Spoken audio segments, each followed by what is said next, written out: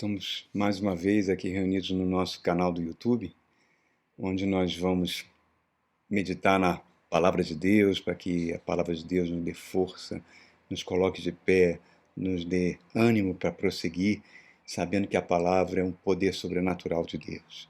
E nós estamos dentro dessa série falando sobre ser cristão, né? Utilizando a epístola do apóstolo João, tão linda, para nos orientar nas suas palavras dentro desse propósito. E eu convido você então a abrir aí o capítulo 2 da primeira carta de João. Vamos ler aqui alguns versículos, a partir do verso 18 ao 21. Diz assim: Filhinhos, esta é a última hora, e assim como vocês ouviram que o anticristo está vindo, já agora muitos anticristos têm surgido. Por isso sabemos que esta é a última hora. Eles saíram do nosso meio, mas na realidade não eram dos nossos. Pois se fossem dos nossos, teriam permanecido conosco. O fato de terem saído mostra que nenhum deles era dos nossos. Mas vocês têm uma unção que procede do Santo, e todos vocês têm conhecimento. Não lhes escrevo porque não conhecem a verdade, mas porque vocês a conhecem e porque nenhuma mentira procede da verdade.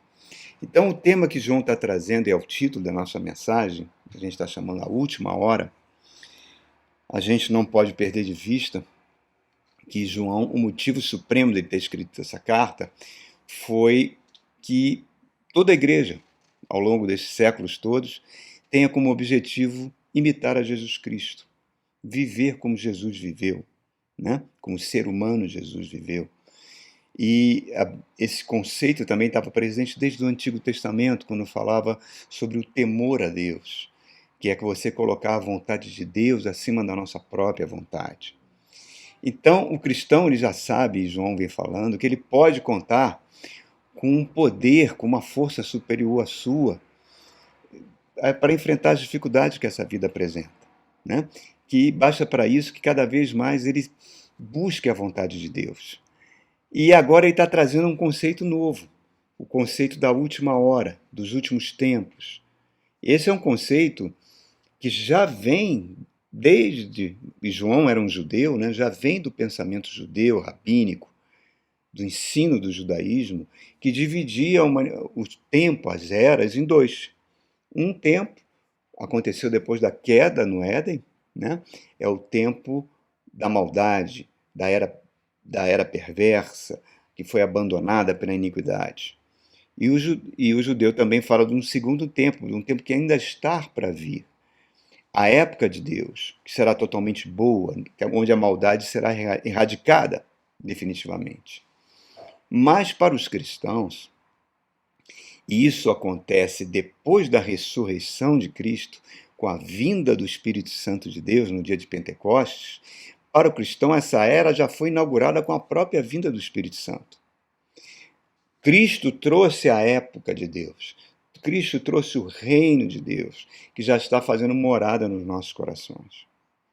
Então, mas mesmo assim, os profetas bíblicos falavam que a grande inauguração da era, onde haveria toda a bondade de Deus sobre toda a face da terra, que ainda não veio, ela se daria ante um período chamado Dia do Senhor, que seria um dia terrível, né?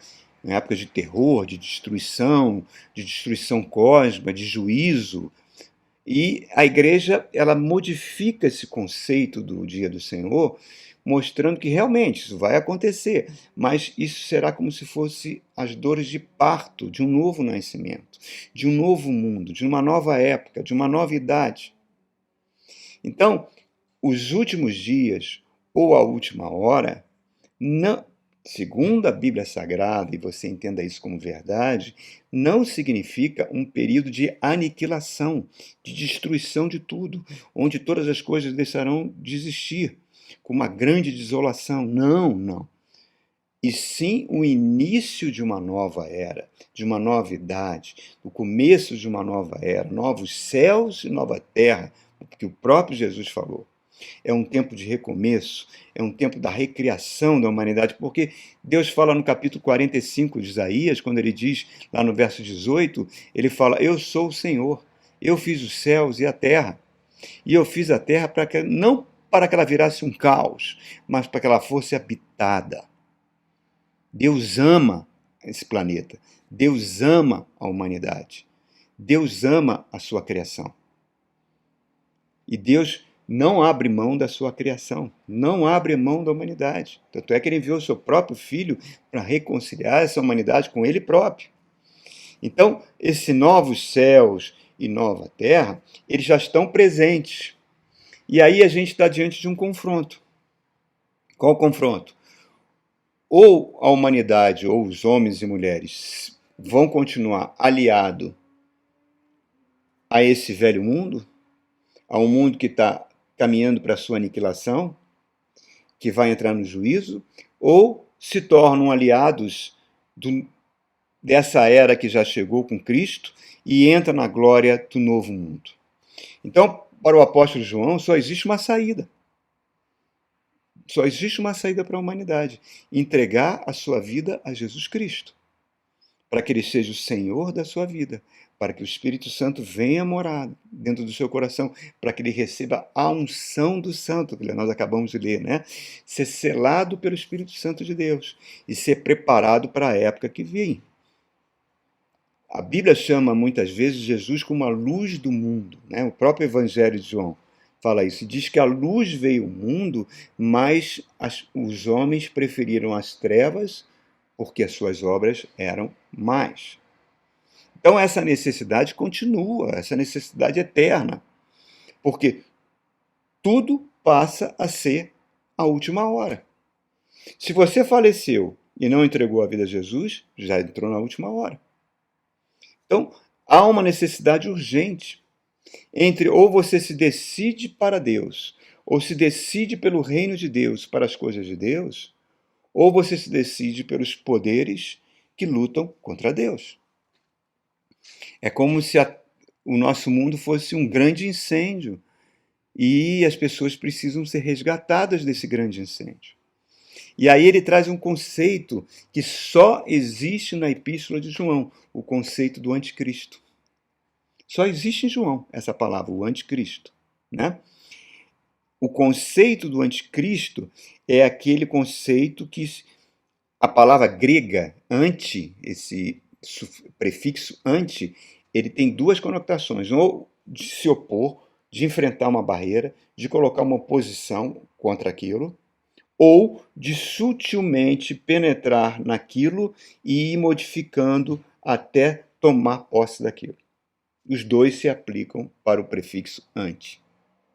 Então, anticristo, você pode pensar como alguém, personificando, porque João agora está personificando esse personagem, personificando uma pessoa que se opõe a Cristo, ou um princípio espiritual que penetra dentro da igreja, dentro do corpo de Cristo, e vai tomando o lugar de Cristo.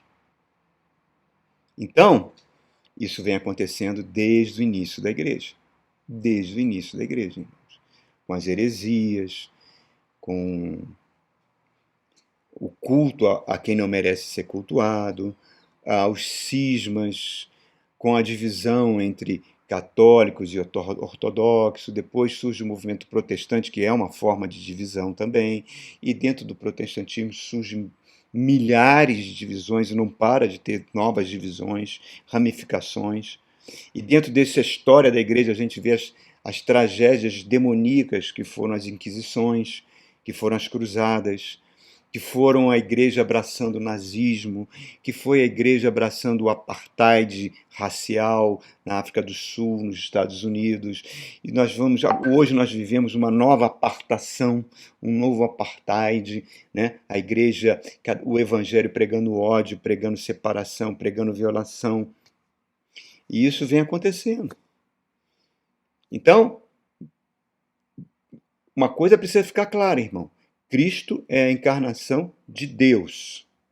Deus se encarnou num homem chamado Jesus Cristo, a segunda pessoa da Santíssima Trindade.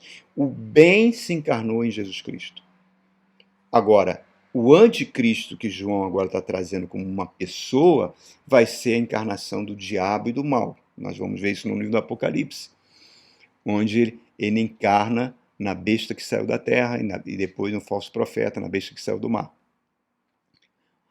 Cristo representa Deus.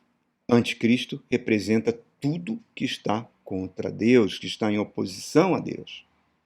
Agora, ao longo da história humana, esse personagem ele já foi personificado em muitos que surgiram, muitos líderes que surgiram na história humana, que dedicaram a sua vida a querer exterminar o povo de Deus. A Bíblia fala de alguns. Nós temos um bem típico, que mais ou menos 160 anos antes de Jesus nascer, um rei grego que reinou ali naquela Palestina, na região da Palestina, chamado Antíoco Epifânio, 160 anos antes de Cristo, que ele quis acabar com o povo de Deus, com o povo judeu da época. Ele quis acabar com o judaísmo, ele quis destruir o templo. Como é que ele faz ele profana o templo, o segundo templo, né? Ele coloca uma imagem de Zeus dentro do templo. Ele obriga os judeus a comerem carne de porco, que era algo que o judeu considerava abominável. E aqueles judeus que não se prezavam esse papel sofriam torturas terríveis na frente das próprias mães. Ele coloca um porco no altar. Daniel, no livro do Daniel, ele já previa isso e chamava isso de abominação desoladora.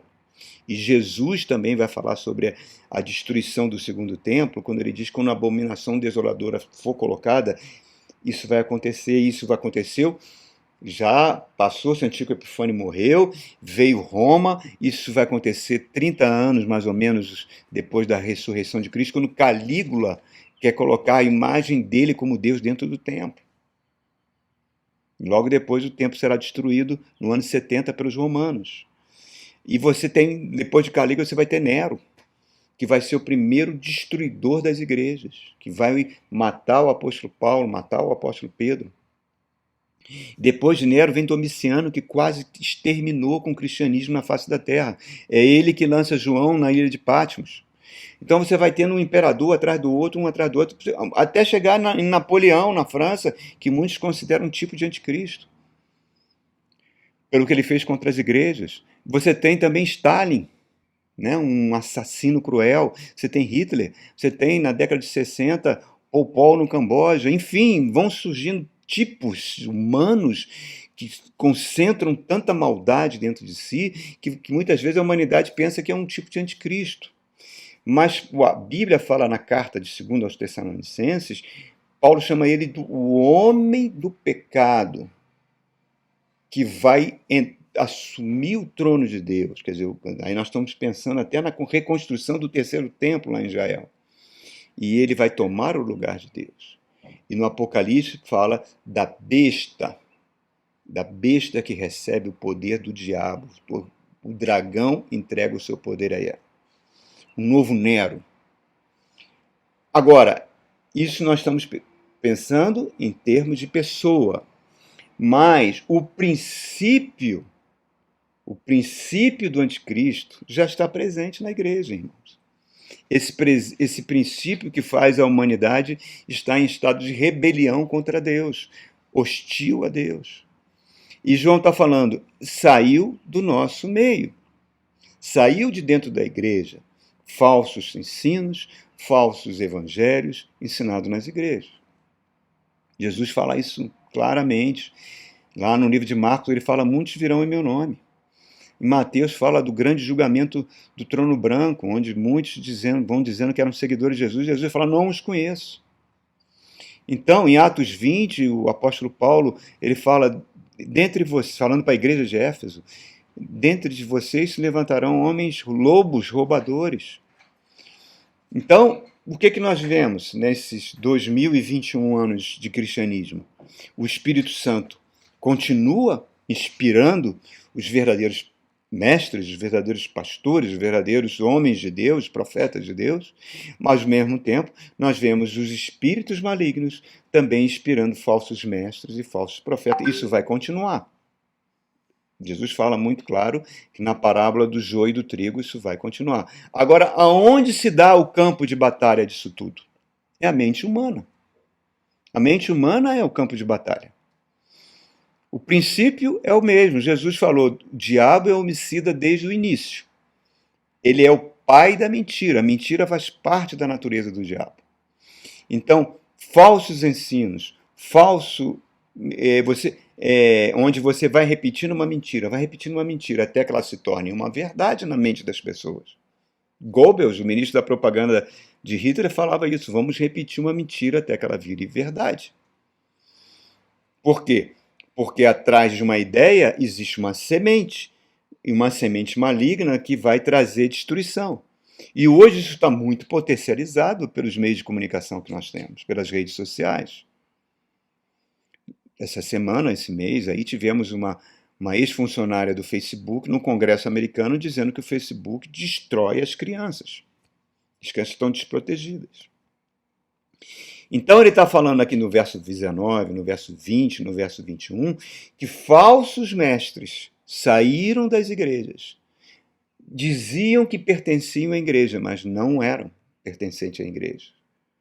Por quê? Nem sempre você pertencer a uma igreja significa que você pertence a Jesus Cristo. Essa é a verdade. E no verso 20 e 21, ele fala a proteção que nós temos. Vocês conheceram a verdade, vocês receberam a unção do Santo, quer dizer, a unção do Espírito Santo. Isso procede do próprio Deus. Vocês já foram ungidos pela palavra da verdade. Jesus falou: conhecereis a minha palavra é verdade, e a verdade vos libertará. Eu e você não precisamos mais de uma nova verdade. A verdade já está aí. O que eu preciso é colocar essa minha verdade em prática, urgentemente. Essa verdade tem que ser a minha pedra fundamental. O mundo estaria completamente diferente se os cristãos colocassem o que já sabem do Evangelho em prática. Se nós praticássemos aquilo que a gente já sabe. E nós vivemos tempos loucos, irmãos. Tempos que o mundanismo entrou na igreja de forma...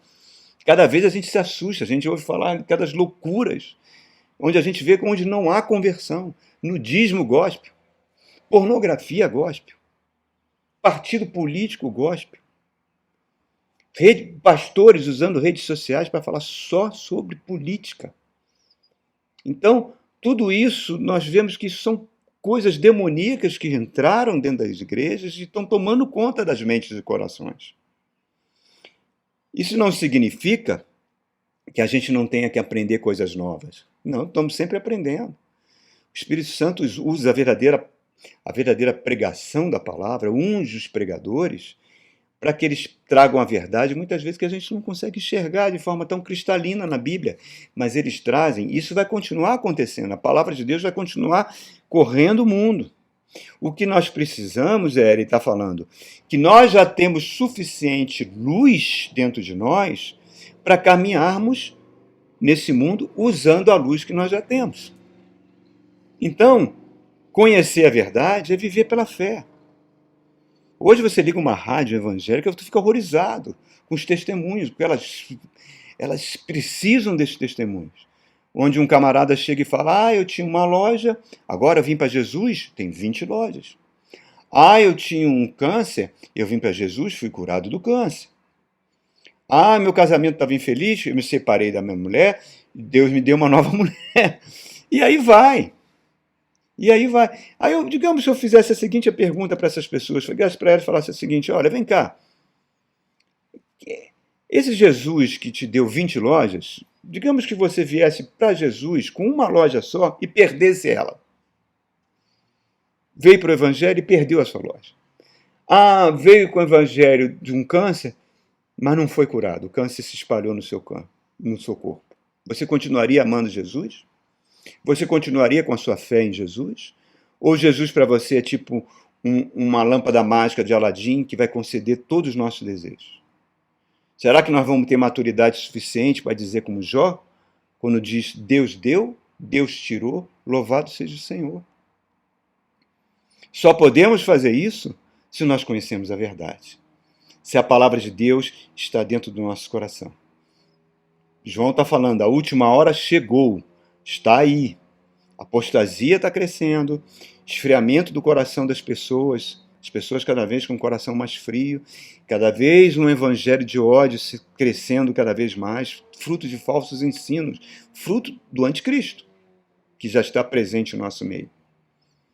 E Deus chora lá em Oséias capítulo 4, 6, quando ele fala, o meu povo perece porque lhe falta o conhecimento. Não entristecei o Espírito Santo de Deus. A gente não entristece o Espírito Santo por causa de roupas e costumes.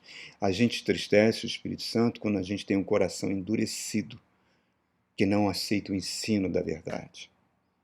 E já chegou a última hora, irmãos. Que possamos andar com a luz que nós já recebemos. Amém? Deus abençoe a sua vida. Deus te abençoe.